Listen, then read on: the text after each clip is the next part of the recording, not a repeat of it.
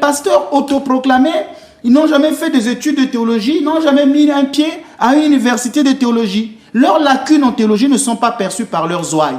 Pourquoi? Parce que la plupart de leurs fidèles n'ont pas aussi une formation intellectuelle. Donc ils vont régner auprès des aveugles. Comme je disais que le borgne devient roi au milieu des aveugles. Les fidèles eux-mêmes n'ont pas de connaissances théologiques. C'est normal que le pasteur devienne roi. Les enseignements de ces pasteurs sont développés de manière spontanée et non dans un cadre de théologie préalablement défini. C'est de la spontanéité. Leur enseignement, c'est le fruit du mimétisme.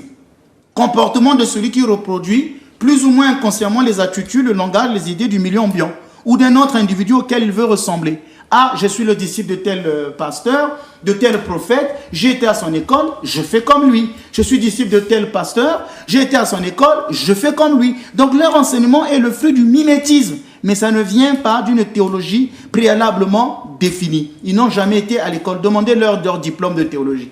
Moi, je veux que les fidèles, parfois, quand ils sont en face de pasteurs, leur posent la question, « Pasteur, s'il vous plaît, je voudrais bien vous suivre, mais dites-moi, vous avez étudié où?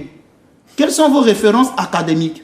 S'il vous dit, non, mais moi, je n'avais pas besoin de ça, je ne faisais que prier. Fermez la porte, dites, avant que je ne puisse discuter avec toi, j'appelle le Père Ménas, faites un débat avec le Père Ménas. Avant de leur ouvrir les portes, demandez-leur de venir faire un débat avec les sachants. Vous allez discuter avec des gens, vous-même, vous n'êtes pas sachant.